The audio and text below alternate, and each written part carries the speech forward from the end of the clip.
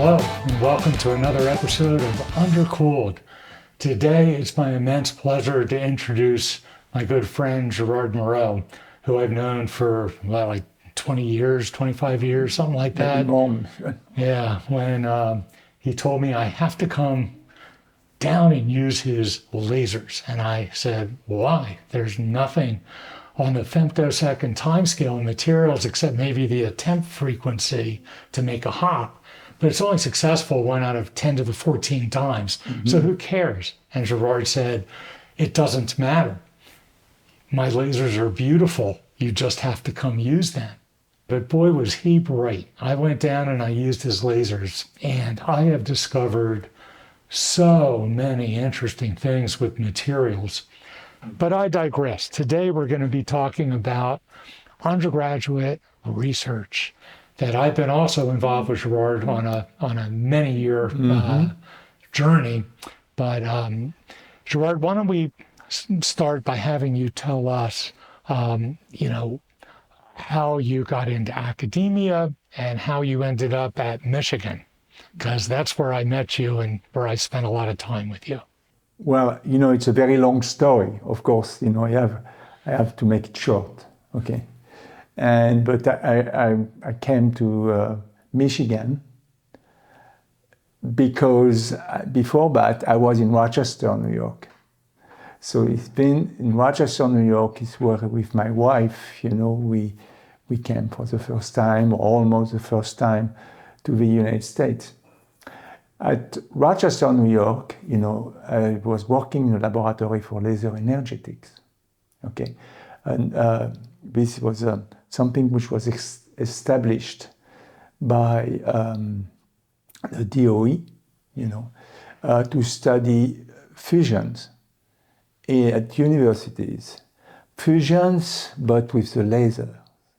And fusion with lasers, really require long pulse, long and high energy pulses.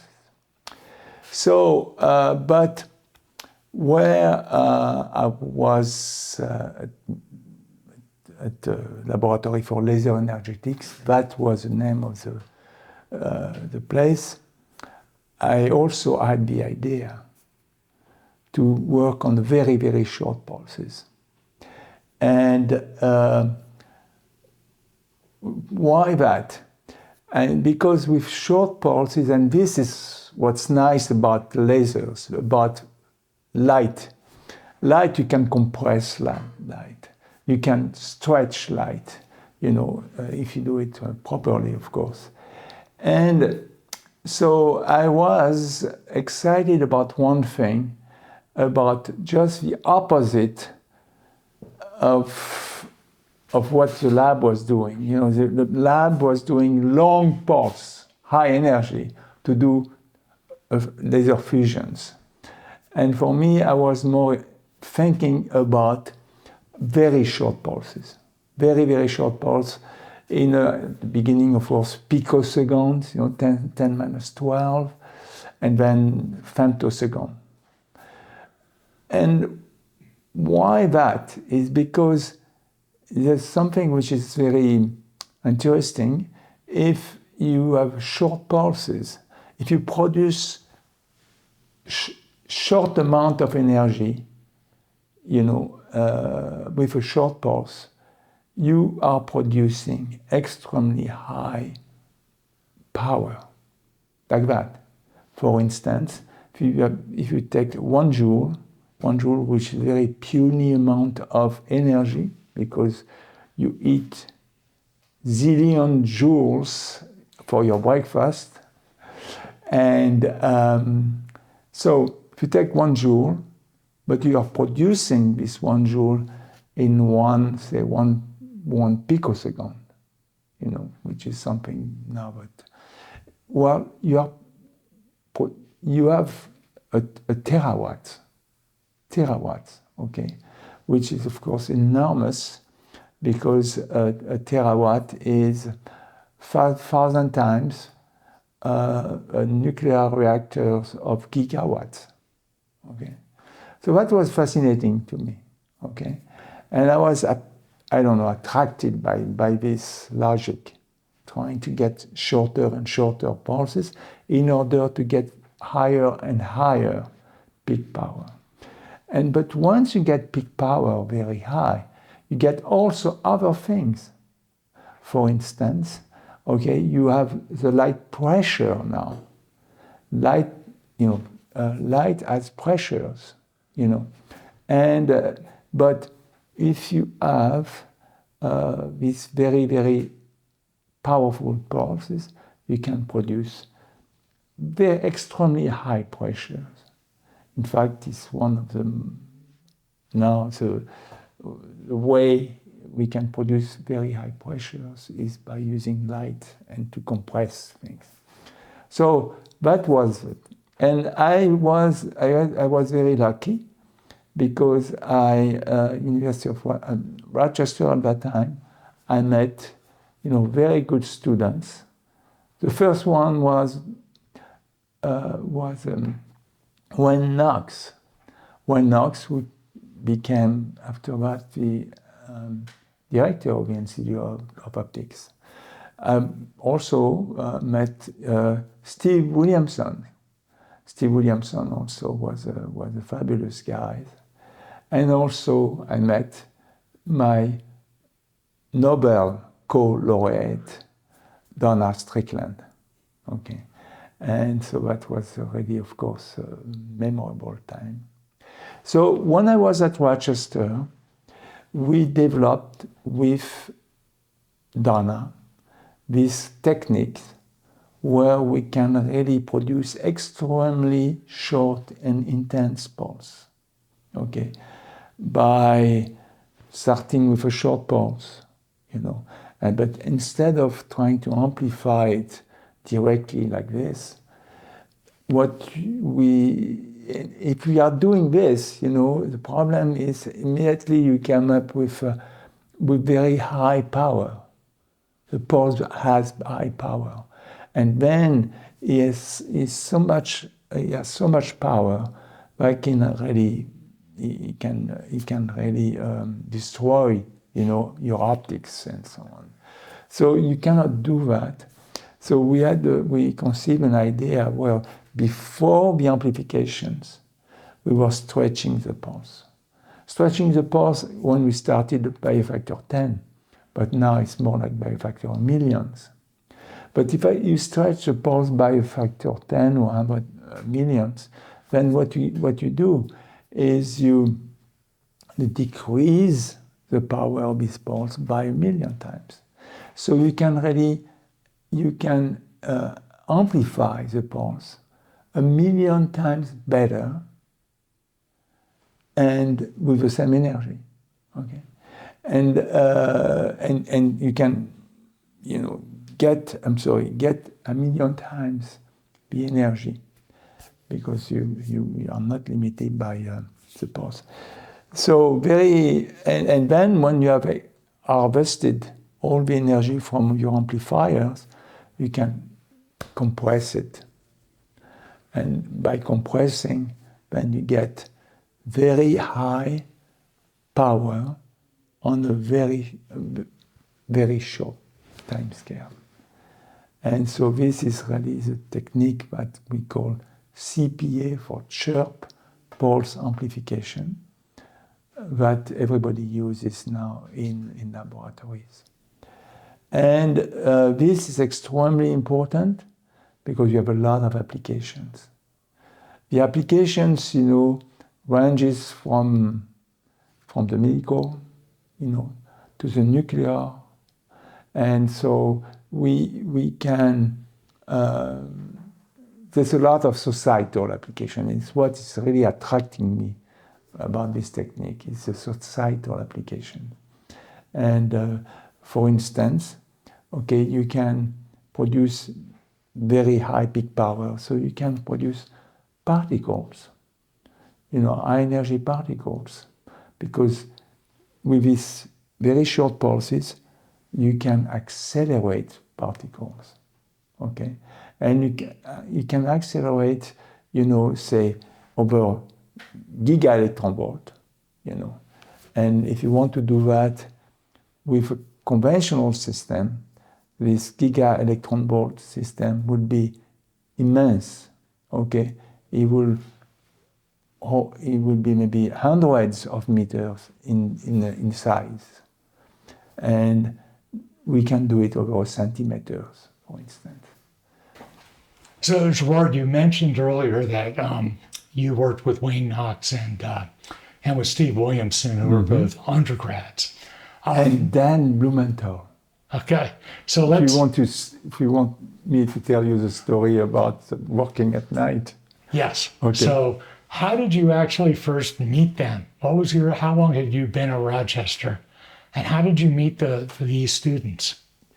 Well, I mean, this is, I was, as I said, at the Laboratory for Laser Energetics. And when I, as I said, when I came at the lab, I realized that maybe that was not the type of things I was working would like to work with. And I was more passionate, more intrigued at the time about very short pulses, the possibility of using short pulses, making short pulse at that time it was in a picosecond times scale. I was fascinated by that, a time where the light can propagate only 100 micrometers. So that I was fascinated by that. So I came at the lab of laser energetics, and you have all kind of students and so on, and it was a very friendly place. And some of the students, like Wayne Knox and so on, started to hear from me about femtosecond pulses. The rest of the lab was working with nanosecond pulses, okay? But myself, I was working with femtosecond. I'm sorry. At that time, it was picoseconds. Okay, 1,000 times shorter than nanosecond, and they were fascinated. And what we were doing at the beginning was, with one, we were trying to use light to switch power. Okay. And the switch was called Austin switch at that time, taking the semiconductor lasers, semiconductors, not lasers, semiconductors only, and we were, painting two electrodes and put some power, and this with light. We were shining the laser on this piece of semiconductors,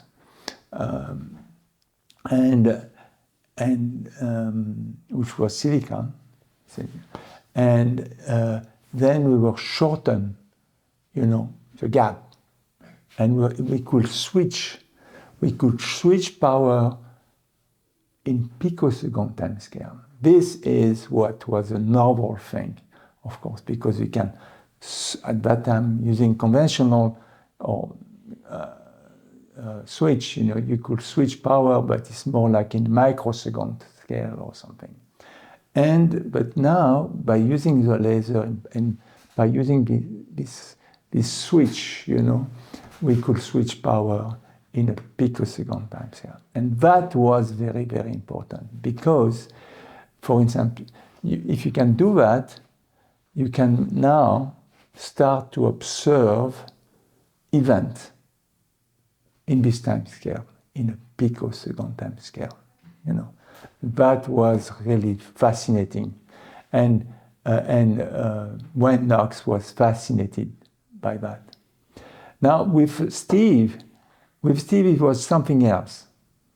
We had at that time what we call streak cameras to observe, events, very fast events, in a picosecond time scale.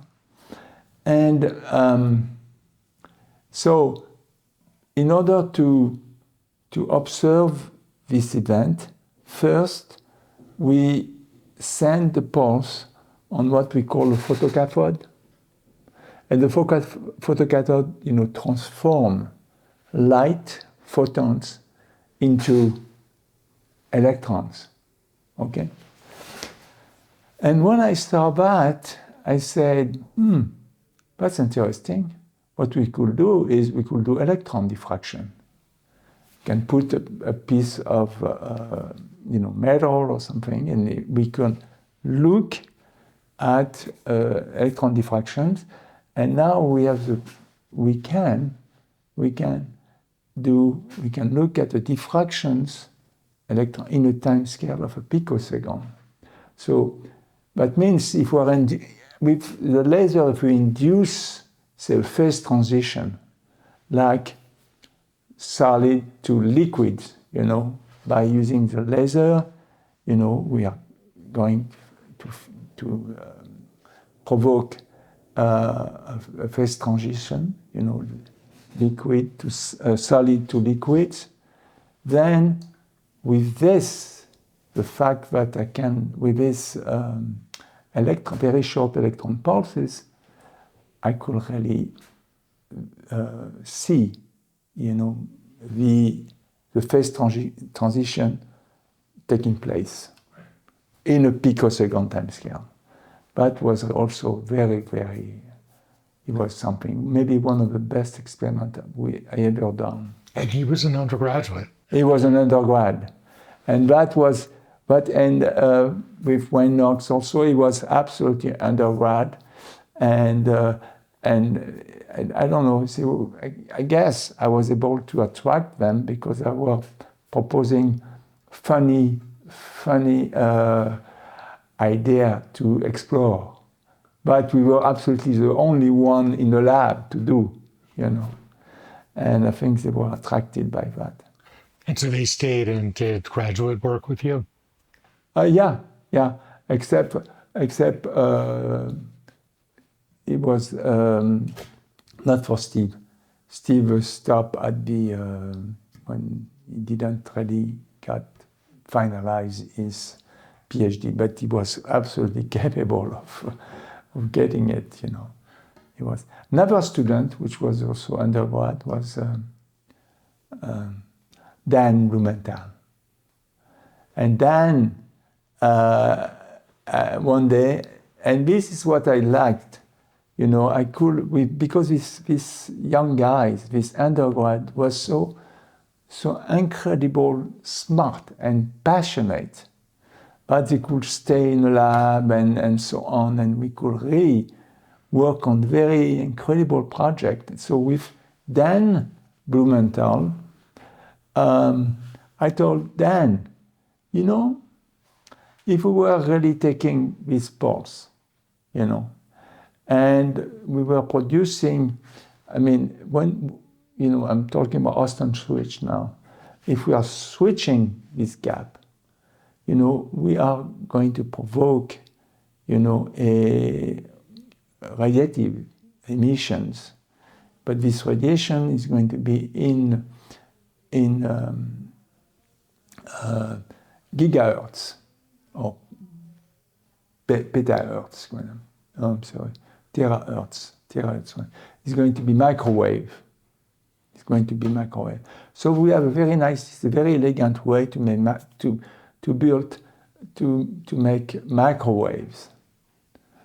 These ways, and he showed that, very nicely, and I don't go into the story about, about Dan. I was very demanding to the student, but I was demanding, I think, because they love it, so nothing could stop us, so. We could stay at night and so on, and it was fascinating. But Dan Blumenthal, it was just the first days he was working with us, so he was not used to that. Okay, so when I gave him this problem of producing microwave, with switching Austin gap, I thought that, he will do that in just before he went to home, or maybe he will come back and do the project. So the next day, and that was on a Saturday, on Saturday morning, I called him. I called Dan, and Dan, of course, was sleeping, and he was his roommate. Pick up the phone and say, "I'd like to talk to Dan Blumenthal," and so Dan came on the phone, and he said, "So Dan, so how do you get results? How is it?" Well, he was, of course, he was completely. First, he was very impressed, but this advisor called him, in the morning. But of course, it was funny because it was, of course, he was not used to that. But after that, he picked up that very, very efficiently, and he became a very hard-working student. Was that the beginning of recognizing that terahertz can be developed with? Oh yes, we did it. Yeah. Yes, yeah. With Austin, because Austin also recognized that, and we did that at about the same time. Yeah. Okay. Yeah. And of course, Steve Williamson turned that into a whole company. That's right. Absolutely. Yeah. That's fantastic. And of course, when Knox went to Bell Labs, which was the most, at that time, the most incredible lab in the world. Yes. Yeah, prestigious lab, yeah. And he did so well also. So all the students who stayed with me, I think, did very well. Right. And of course I don't want to miss Donna, because she got a Nobel Prize. Right. With this technique that we developed to produce very high intensity pulses. This CPA technique where before we amplify the pulse, we stretch the pulse, we amplify, and then we compress it. And of course, you have to do it. We have to be careful, to do these manipulations. Otherwise, you destroy your pulse, and it's not working. But anyway, so she showed it. And after that, 20 or 35 years later, got the Nobel Prize. So when you left Rochester and came to Michigan, yeah. I presume you continued to have undergrads working in your lab all the way through because you had such a good experience with them. Yeah. But at Michigan, very quickly after you got there, you won the STC and created the Center for Ultrafast Optical Sciences. And that was the first time you had a research experience for undergraduates site that I believe Herb ran for you. Is that correct? Yeah. So was that something that you thought was a good idea? Is that something that helped the whole center, do you think? Certainly, but I mean, this trying to get this STC also was really a huge experience, right? Because it was the first time that the NSF gave money, to a group of faculties, because before these STCs were established, NSF exclusively was giving money to single PI. Okay, and in 1990, it was 1990, yes, 95. They started. I'm sorry, 1999. sorry again. They started now to push the faculty to work together. At that time, of course, the faculty was tested on their own. They had to demonstrate, they had to do their work independently. And they were very, very strict about that. The value system, was such that they was doing it. And but they created this STC, the Science and Technology Center, to incite faculty to work together. And so I was coming just, from Rochester to Michigan, and they had now, for the first time, they were announcing this program. We applied for this program, STC, and with what 15 faculty, other faculty, across the physics, chemistry, and so on. Optics, of course. And we got one. That was absolutely, only very few were granted. So you always have about 200 applicants, and they were selecting 10. And I got one, because it was of course the ultra high intensity CPA things would help me, because it was completely a novel regime in optics. And I wouldn't say I was lucky. I think we deserved it, but and so that's the way things started at Michigan. Right. So the REU site, you had many people come through, because your program lasted for the full 13 years that NSF allows those to go.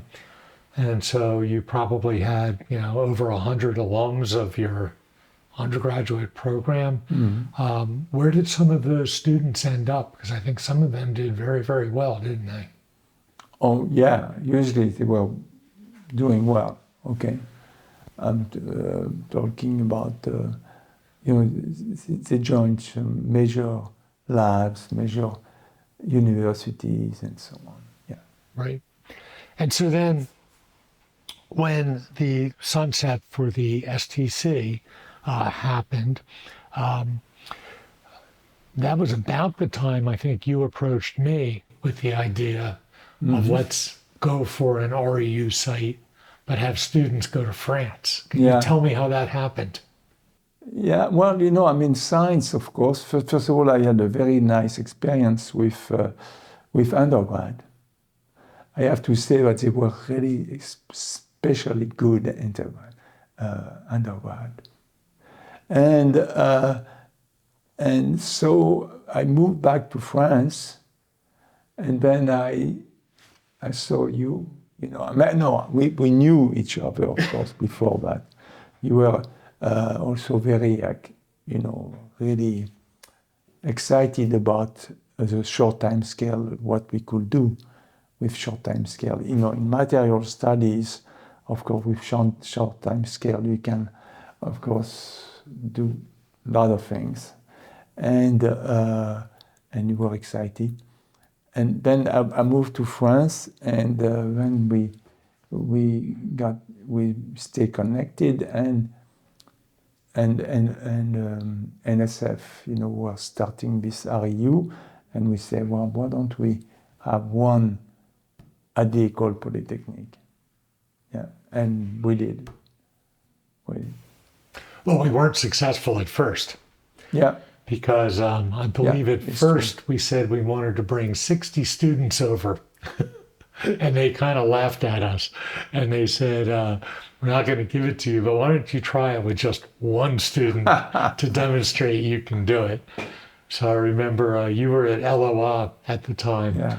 And so we found a project for one student. I believe that we paid for it. Teresa Pollack, a faculty member at Michigan at the time, actually paid for the money for the student to try it.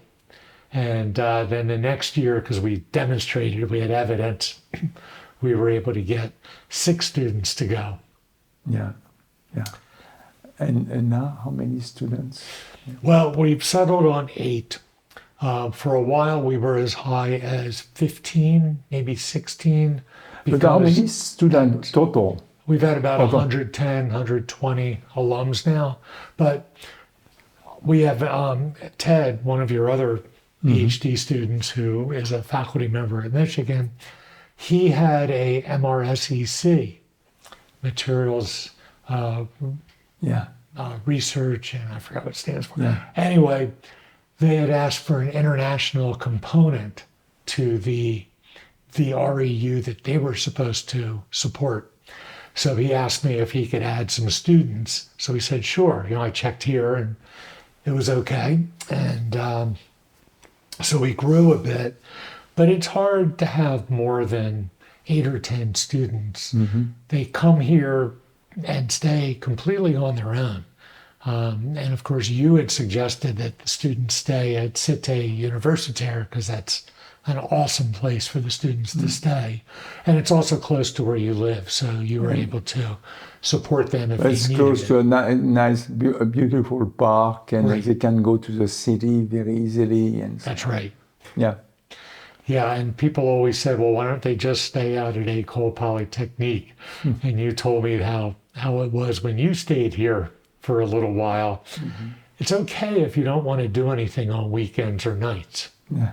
But these students like to enjoy Paris weekends and nights because there's just no transportation at those times. That's right. And boy, they loved staying at Cité Universitaire.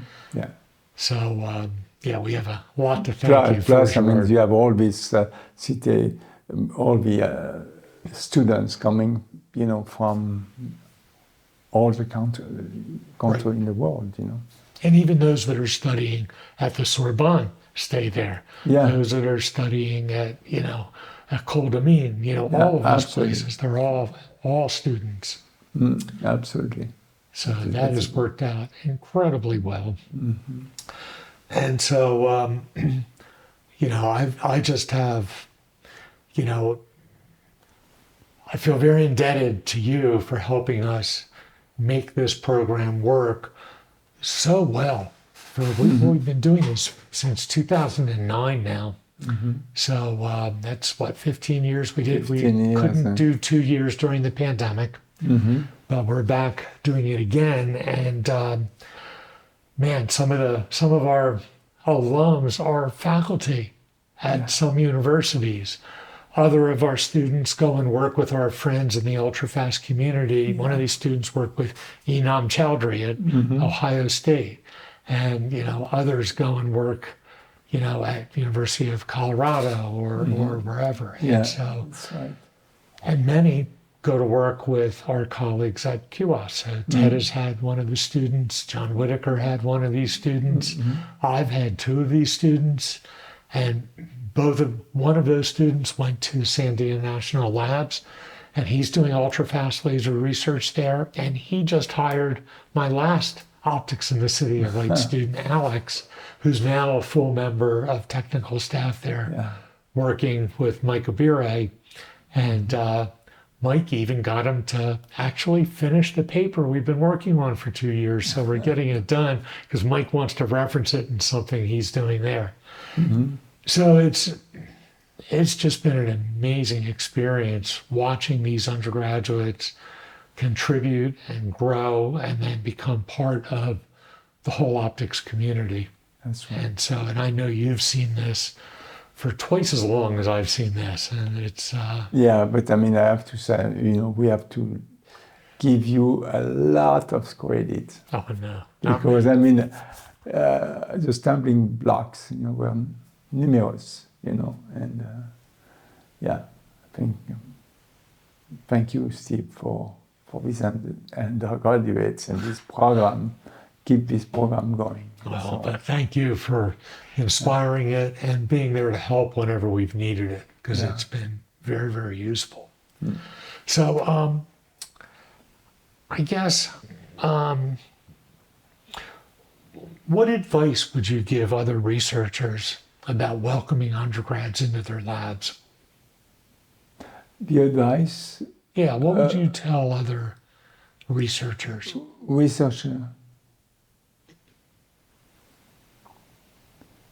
Well, I mean, for me, I had such a great experience with undergraduates. I built, maybe just take the example of Donna.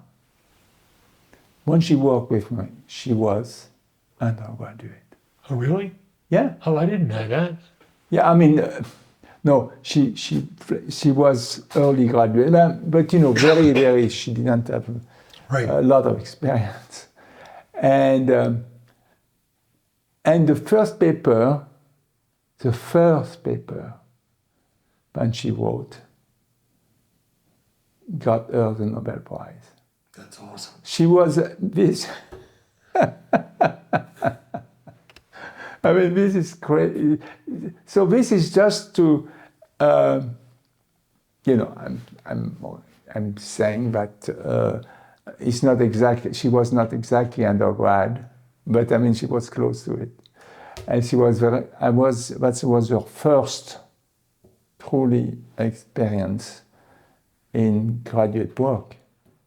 Okay, and she did maybe her first paper. She got the Nobel Prize, and she was the third woman to get it for over 150 years. So this is not 20 or not 30 years. Yeah. So this is remarkable. Yes. So I recognize the value of undergrad, because undergrad and sometimes junior graduate, have this passion about their work, and that. So, what advice would you give undergrads about doing research, and how would you tell them to take advantage of the opportunities that they're often given? I think they have ready to really they have to choose something they love to do, and they have, after that they have to pull everything they have to realize it. Once again, I'm talking about Donna. It's going to be difficult to have another Donna, because it's so incredible. Plus, you don't know that you got Donna only 35 years later. Yeah. And is there anything else that you'd like to say about your passion for research and how you share it?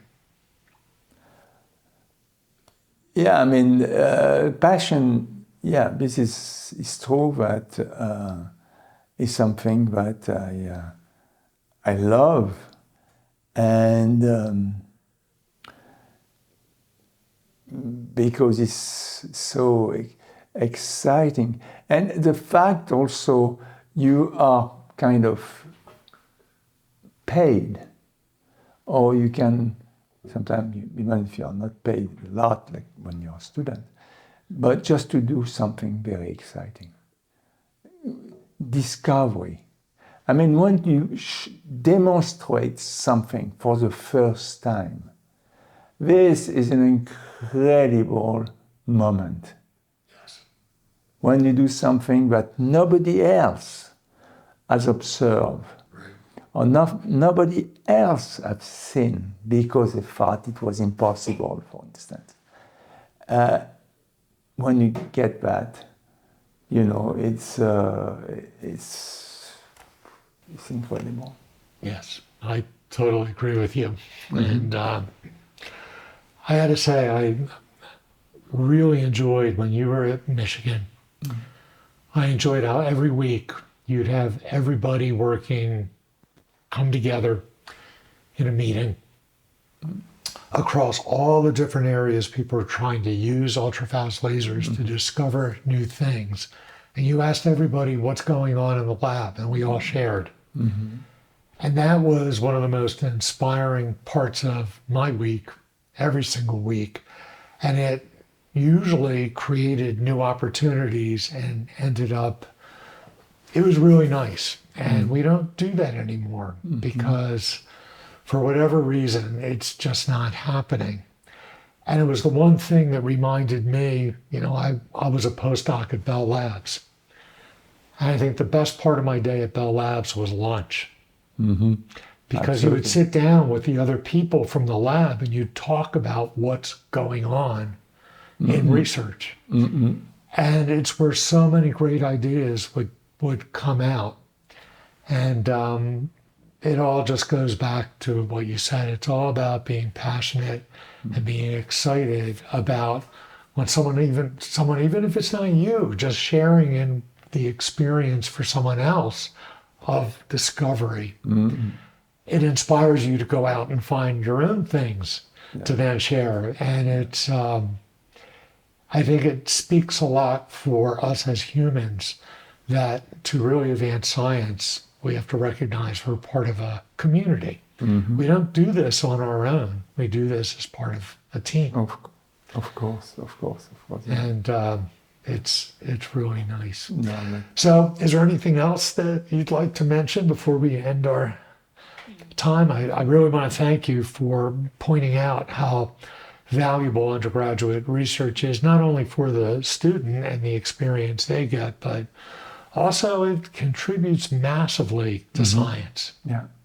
And you know, this is it's an incredible, I mean, this is a possibility to have this opportunity to do research undergraduate at the undergraduate level, right? In already going into some new places and being supported for that. This is an incredible change. Yeah. You know, so fantastic. Well, thank you very much, Gerard, and thank you all for listening. And so we'll see you next time. Okay, very good.